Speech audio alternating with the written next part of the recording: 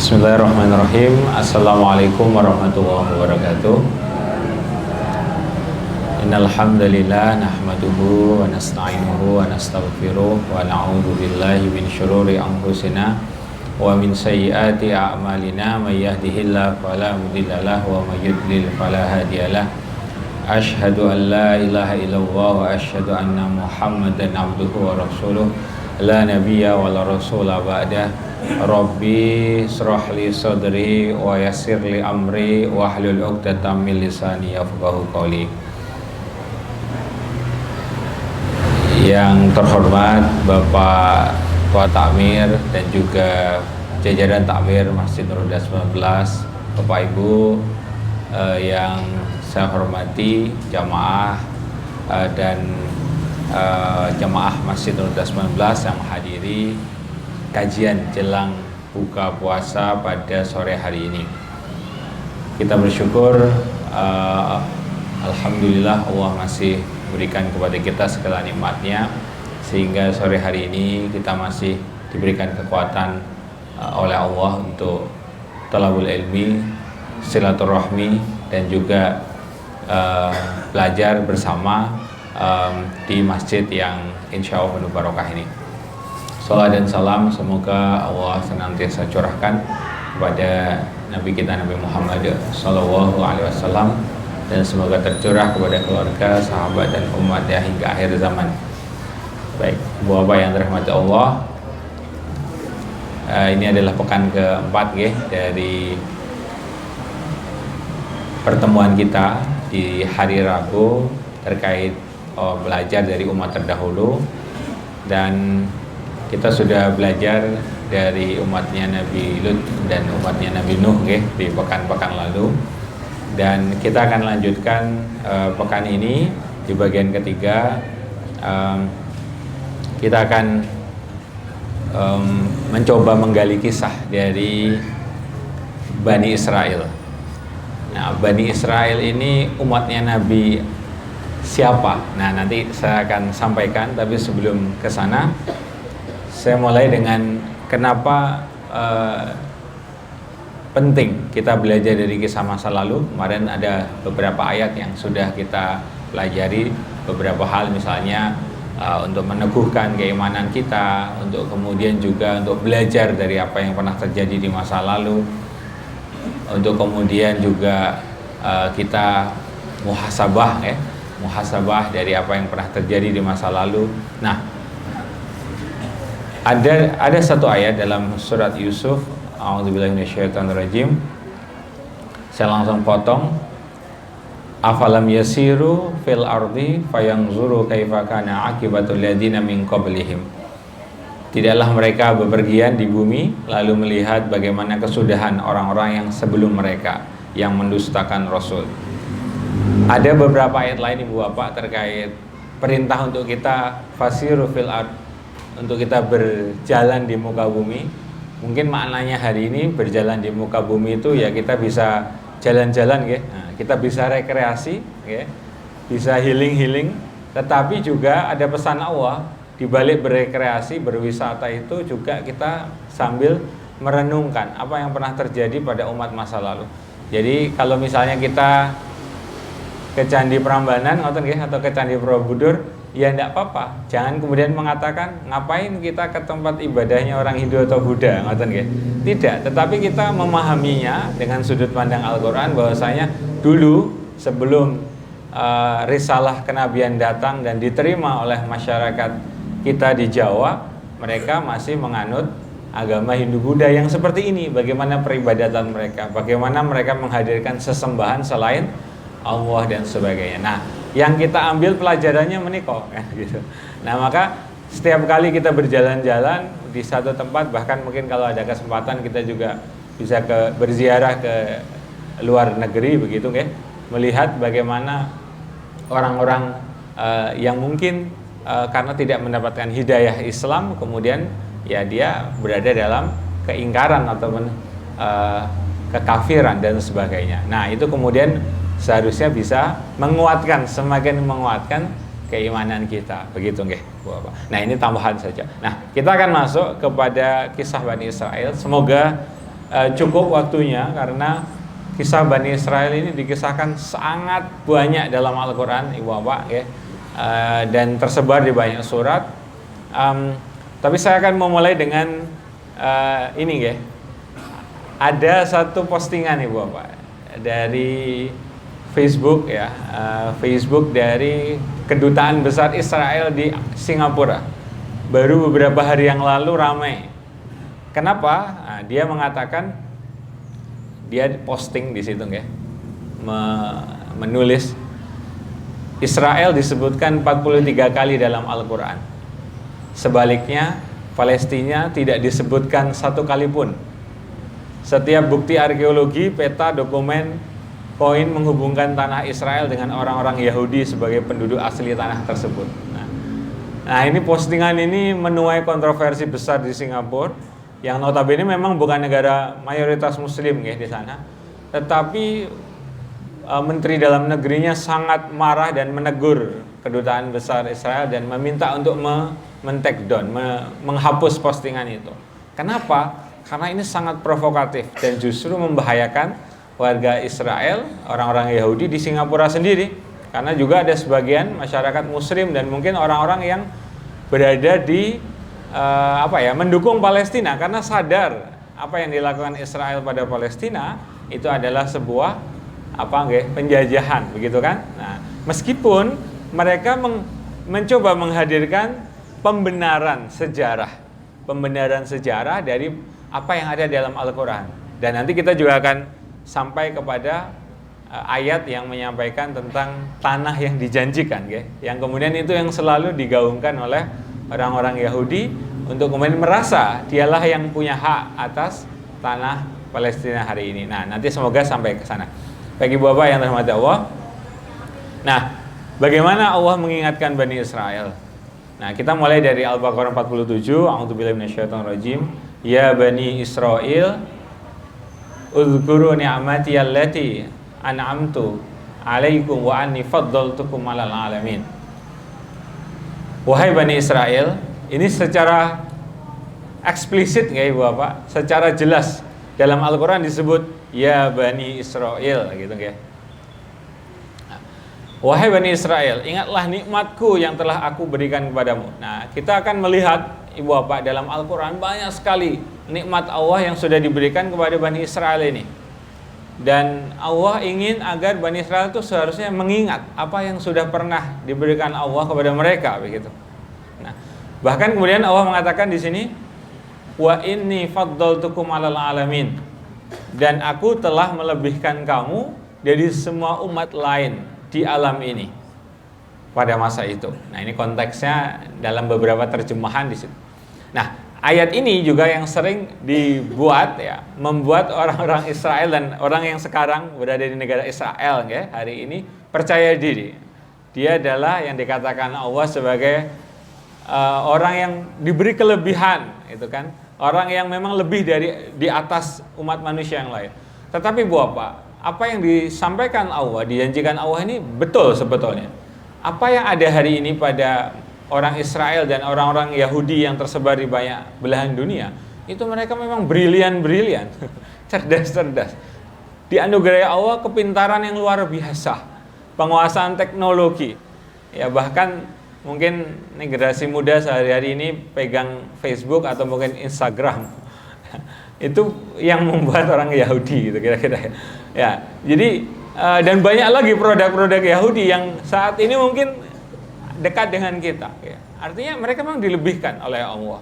Nah, tetapi mereka lupa, begitu, ya, dengan apa yang sudah selama ini Allah berikan. Nah, dalam tafsir Ibnu Katsir, saya tadi coba cek di Al-Baqarah 47.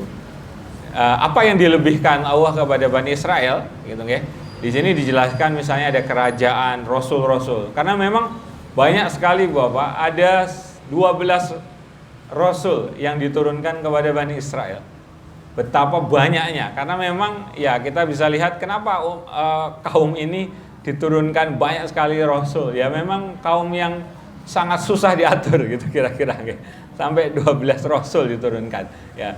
Nah, kitab-kitab, ya, terutama tentu kita dari Taurat ya, kemudian nanti sampai kepada Injil, meskipun sebagian Yahudi Ortodok tetap meyakini, atau orang lamanya Yahudi ya, itu tetap meyakini Taurat itu. Kemudian juga sehingga mereka berada di atas semua umat pada masanya. Nah, memang di dalam penjelasan Ibnu Katsir dibatasi pada umat saat itu, pada konteks hari itu, saat mereka hidup gitu. Memang mereka dilebihkan oleh Allah dari seluruh umat karena kelebihan-kelebihan yang tadi saya sebutkan. Meskipun hari ini kita masih harus akui ya, mereka pun sebetulnya secara kecerdasan, secara kemampuan luar biasa ya, kemampuan ekonomi, kemampuan intelektual luar biasa. Meskipun kita tahu dalam banyak hal mereka sebenarnya punya rasa cemas yang sangat tinggi, punya rasa takut yang sangat tinggi sebenarnya. Makanya mereka sering juga sebetulnya khawatir ketika mungkin tinggal atau bepergian di tempat-tempat yang di situ minoritas orang Yahudi. Nah, kemudian Nabi yang diturunkan kepada Bani Israel ini mulai dari Nabi Yakub, Nabi Yusuf, Nabi Musa, Nabi Harun, Nabi Ilyas, Nabi Ilyasa, Nabi Yunus, Nabi Daud, Nabi Sulaiman, Nabi Zakaria, Yahya, dan sampai Nabi Isa. Ada 12 kayak Bu. Sangat panjang ya perjalanannya Bani Israel ini. Dan sebetulnya bagaimana awalnya? Ya.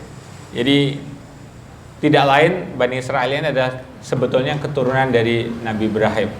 Dan sebetulnya 3 agama samawi ya, Islam, Kristen, Nasrani ya, dan juga Yahudi, itu sebetulnya lahir dari satu garis keturunan Nabi Ibrahim begitu. Nah, maka kalau kita lihat sebetulnya Nabi Ibrahim memiliki putra Nabi Ismail ya, kemudian Nabi Ishak. Nah, dari istri yang berbeda. Kemudian Nabi Ismail bersama ibunya ya, Hajar kemudian hijrah ke Makkah. Nah, kita tahu dalam sejarah kemudian ada perintah Allah kemudian mendirikan Ka'bah ya, Bakah, nah, itu di Mekah. Yang kemudian kita tahu kisahnya, kemudian munculnya sumber Zam-Zam, kemudian keturunan Nabi Ismail itulah yang kemudian turun-menurun sampai kemudian setelah 21 keturunan lahirlah Nabi Muhammad SAW gitu ya, dengan risalah terakhir ya, kenabian yakni Islam. Nah, tetapi dari jalur Nabi Ishak, nah disinilah kemudian beliau punya putra Nabi Yakub alaihissalam, dan Nabi Yakub ini kemudian punya putra Nabi Yusuf alaihissalam. Nah, maka dalam hadis yang diriwayatkan Imam Ahmad, Rasulullah ini menyampaikan ketika menjelaskan siapa Nabi Yusuf, beliau jawab Nabi Yusuf itu adalah Al-Karim, Ibnul Karim, Ibnil Karim, Ibnil Karim. Jadi Nabi Yusuf ini seorang mulia, anaknya orang mulia, anaknya orang mulia lagi, dan anaknya orang mulia lagi, gitu kata Rasulullah menjelaskan. Karena memang Nabi Yusuf ini adalah anak dari Nabi Yakub, anaknya Nabi Ishak, jadi kakeknya adalah Nabi Ishak, dan buyutnya adalah Nabi Ibrahim. Jadi luar biasa nggih, terahnya beliau ini luar biasa. Nah, Nabi Yakub inilah yang seringkali atau punya nama lain, punya julukan. Julukannya adalah, atau nama lainnya adalah Israel. Maka keturunan Nabi Yakub inilah yang sebetulnya kemudian dikenal dengan Bani Israel, begitu. Okay. Dan di mana makam Nabi Ibrahim, Nabi Ishak, Nabi Yakub ini ada di Hebron di Palestina, masuk di wilayah tepi barat. Nah, di situ Bapak yang ada titik merah itu. Nah, kalau Gaza yang sekarang masih terus bergejolak, tentu kita selalu mendoakan saudara-saudara kita di Palestina, terutama di jalur Gaza. Gaza ini terpisah Bapak, ada di pinggir laut di pojokan berbatasan dengan Mesir di situ. Nah, sedangkan ada wilayah yang memang dikuasai Palestina meskipun tidak sepenuhnya, itu adalah West Bank atau tepi barat. Nah, komplek makamnya Nabi Ibrahim, Nabi Ishak, Nabi Yakub itu ada di Ibrahimi Mas, itu di Masjid Ibrahim yang ada di tepi barat. ya sedikit keluar dari Yerusalem, ya tidak tepat, tidak terlalu dekat, tetapi dia agak ke selatan. Nah di situ. Nah ini dan Nabi Yusuf juga dimakamkan lebih di utara dari kota Yerusalem. Jadi masih masuk wilayah tepi barat juga. Nah jadi ini silsilahnya. Jadi kita tahu Israel ini siapa? Ya Israel tidak lain ada Nabi Yakub. Kalau orang Yahudi menyebutnya Jacob, nah gitu ya. Tapi itu kalau dalam Islam Yakub. Ya. Kalau kita dalam Islam menyebut Nabi Ishak, mereka menyebut Ishak, Ishak Newton, Ishak. Nah, kalau kita sebut Ibrahim, mereka menyebut Abraham, begitu ya. Nah, karena memang secara nopong ya, genealogi keturunan itu ya memang sama, ada pertemuan antara Islam dan Yahudi begitu ya dalam silsilah ini. Meskipun kita tahu ya ada proses keingkaran dari risalah ya, dari risalah kenabian yang kemudian mereka tidak ikuti sehingga kemudian jadilah agama yang kemudian berbeda, bahkan kemudian tidak meyakini ajaran tauhid ya yang kemudian disampaikan oleh Nabi mereka begitu ya, Nabi Ibrahim, Nabi Ishak, Nabi Yakub. Nah, mereka kemudian nyempal gitu ya, meyakini yang berbeda lagi. Nah, baik. Nah, ini 12 anak Nabi Yakub, Ibu Bapak, yang kemudian dikenal dengan Bani Israel. Jadi Nabi Yakub memiliki beberapa istri, namanya Leah, kemudian Bilha, kemudian Zilfa, dan Rahel. Ada 4 istri beliau yang kemudian menurunkan keturunan-keturunan. Nah, kalau kita kenal tentunya Nabi Yusuf alaihissalam, nah itu keturunan dari istri yang namanya Rahel bersama satu saudaranya yang soleh namanya Bunyamin. Nah, kalau mereka orang Yahudi menyebut Benyamin, begitu ya. Nah, dalam Al-Quran disebutkan misalnya dalam Al-A'raf ayat 160 di sini wa qatta'nahum ithnata asyrata asbatan umama. Nah, ini kan juga menggambarkan, dan kami membagi menjadi 12 suku yang masing-masing berjumlah besar. Nah, ini gambaran dalam Al-Quran memang 12 suku besar dari Yahudi ini memang sudah dibagi begitu ya, dan sudah menjadi ketetapan Allah begitu ya. Dan kemudian kisah Nabi Yusuf saat beliau bermimpi dan menceritakan kepada ayahnya, A'udzubillahi minasyaitonirrajim, idz qala Yusuf li abihi ya abati inni ra'aitu ahada asyara kaukaban wasyamsa wal qamara ra'aituhum li sajidin. Nah, ini juga menggambarkan ada 11 bintang. Nah, 11 bintang ini kalau ditambah Nabi Yusuf berarti ada 12 gitu ya. Nah, jadi 12 inilah yang kemudian menjadi suku-suku atau ya kabilah-kabilah dari Bani Israel begitu kira-kira. Oke. Nah, salah satu dari mereka ada yang namanya Yehuda. Nah, ini yang kemudian mereka golongan inilah yang kemudian menurunkan agama Yahudi yang kita kemudian tahu. Nah, begitu ya Bapak. Nanti bisa dibaca lebih detail ya tentang sejarah dari 12 putra Nabi Yakub ini. Nah, kita akan masuk bagaimana awal mula dari kisah perjalanan Bani Israel ini dikisahkan dalam Al-Quran. Dari fase awal dari kisah yang dikisahkan Bani Israel dalam Al-Quran ini adalah saat mereka ya, bersama ayahnya Nabi Yakub pindah ya, dari Irak ke Mesir. Nah, dikisahkan dalam Al-Quran di surat Yusuf ayat 99 sampai 100. A'udzubillahi minasyaitonirrajim. Falamma dakhalu ala Yusuf awa ilaihi abawaihi wa qala dukhulu misra insyaallah aminin. Maka ketika mereka masuk tempat Yusuf, artinya sampai ke kantornya Nabi Yusuf setelah Nabi Yusuf diangkat sebagai Al-Aziz, ya, setelah fase perjalanan panjang beliau setelah dipenjara dan sebagainya. Nanti semoga kita bisa kisahkan di kesempatan yang lain. Nah, di situ kemudian Nabi Yusuf mengatakan, masuklah kamu ke negeri Mesir insyaallah dalam keadaan aman. Nah, disitulah kemudian ada cerita di ayat 100, kemudian Nabi Yusuf mendudukkan ayah ibunya di atas singgasana tempat beliau menjabat. sebagai Al-Aziz, sebagai menteri besar di Mesir saat itu. Nah, kemudian setelah itu Nabi Yusuf berkata, "Wahai ayahku, inilah takwil dari mimpiku yang terdahulu." Nah, Nabi Yusuf pernah bermimpi tentang 11 bintang yang bersujud ya kepada Nabi Yusuf itu. Nah, di sinilah kemudian dan setelah itu Nabi Yusuf mengatakan,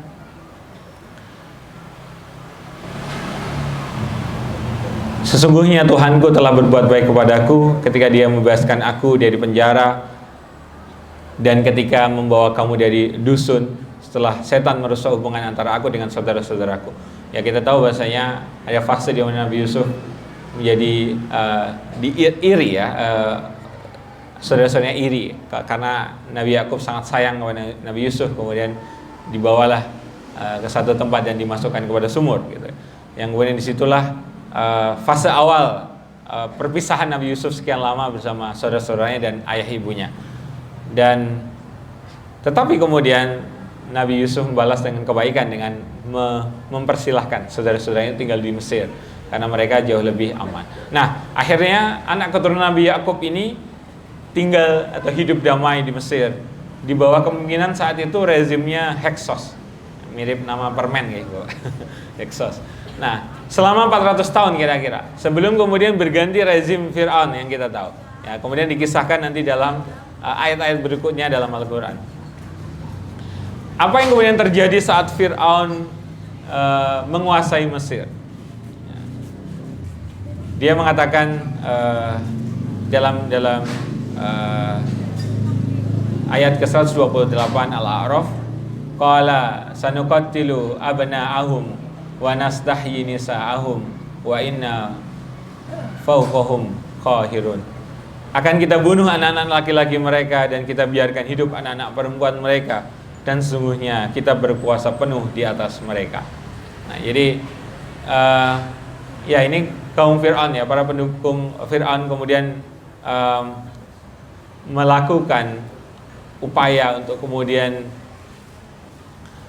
bagaimana membatasi anak-anak laki-laki ya saat itu, karena kita tahu Fir'aun bermimpi ada seorang anak yang akan kemudian menggulingkan tahtanya begitu.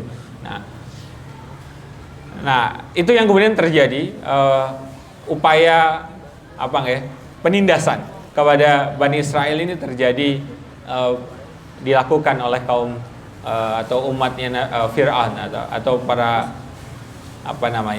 pasukan Fir'aun di Mesir saat itu. Nah, yang kemudian di fase itulah Allah mengutus Nabi Musa. Ya, tentu fase ceritanya tidak saya ceritakan secara detail di sini. Singkat cerita, Nabi Musa kemudian setelah sempat alirkan ya di Sungai Nil, kemudian ditemukan oleh istri beliau, istri Fir'aun yang kemudian dirawat, yang kemudian tumbuh besar. Dan kemudian disitulah ada risalah kenabian yang diterima oleh Nabi Musa, yang kemudian Nabi Musa diutus oleh Allah menolong Bani Israel. Nah, ini yang menarik. Qala Musa liqaumihi ista'inu billahi wasbiru. Nah, kemudian Nabi Musa berkata kepada kaumnya, mohonlah pertolongan kepada Allah dan bersabarlah. Nah, jadi Nabi Musa memerintahkan kepada Bani Israel untuk mohon pertolongan kepada Allah.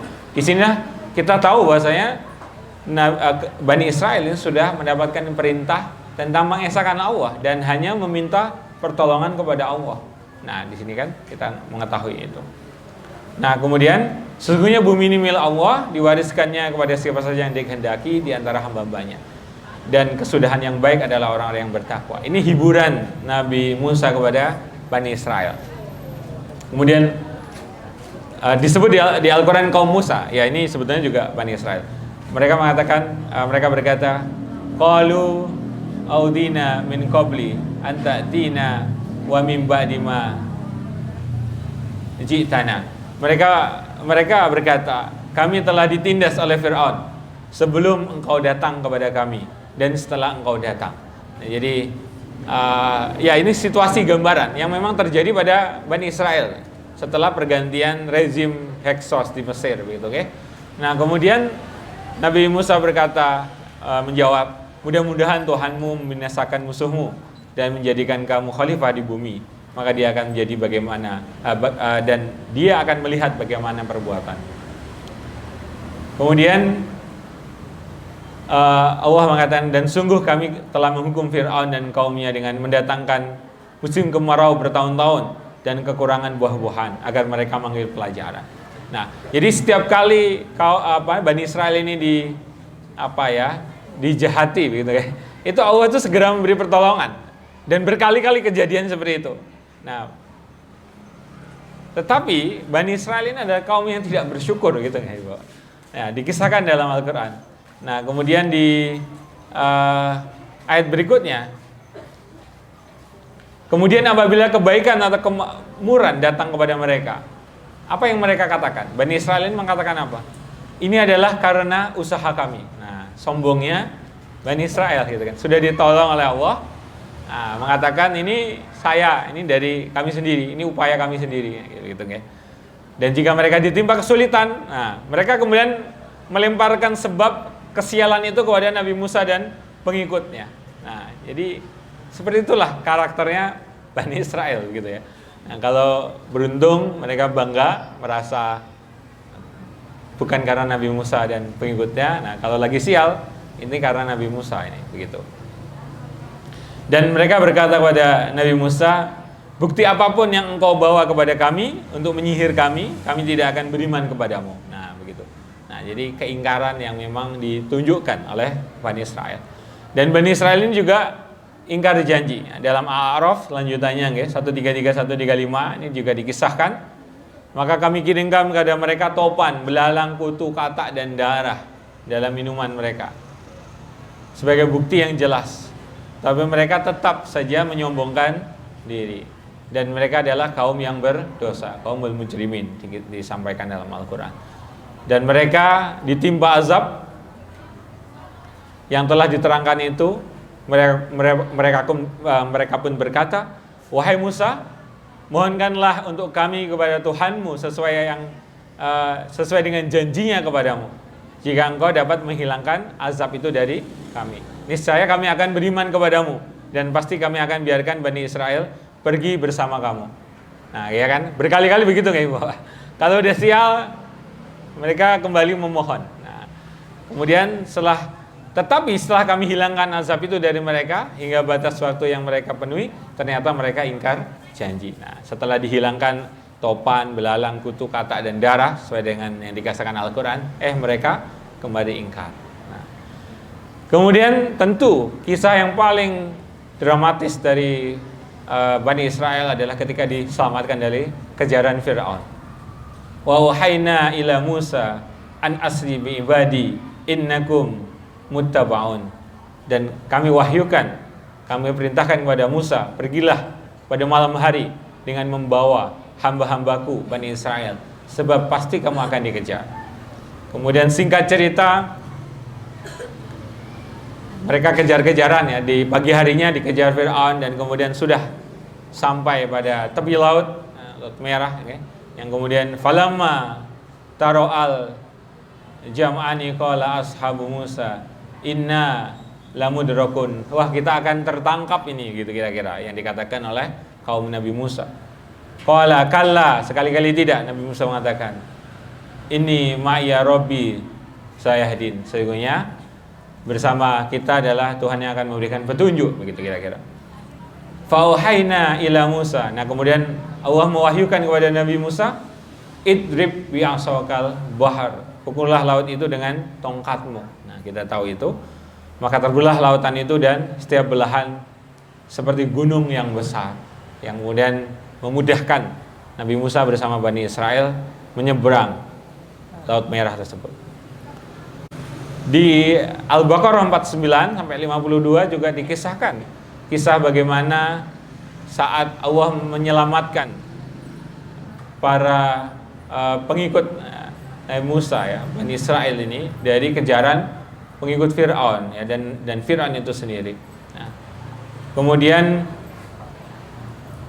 tetapi lagi-lagi sebetulnya apa harapan Allah dengan apa yang kemudian sudah diberikan pertolongan kepada kaum Bani Israel itu agar mereka bersyukur. Nah, tapi lagi-lagi mereka ingkar. Disampaikan misalnya di ayat 51, dan inilah ketika kami menjanjikan kepada Musa 40 malam. Kemudian kami Bani Israel menjadikan patung anak sapi sebagai sesembahan.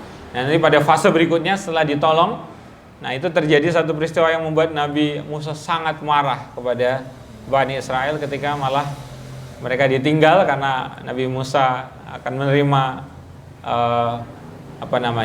wahyu Allah begitu ya, yang kemudian justru menyembah patung anak sapi gitu kan. Nah, itu yang kemudian juga diingatkan oleh Allah dalam banyak ayat. Itulah keingkaran dari Bani Israel. Dan kita tahu bahwasanya jasad Fir'aun ini sebagai pelajaran, karena kemudian dalam Al-Qur'an dikatakan bisa dilihat ya oleh orang yang hidup setelahnya. Ya. Baik.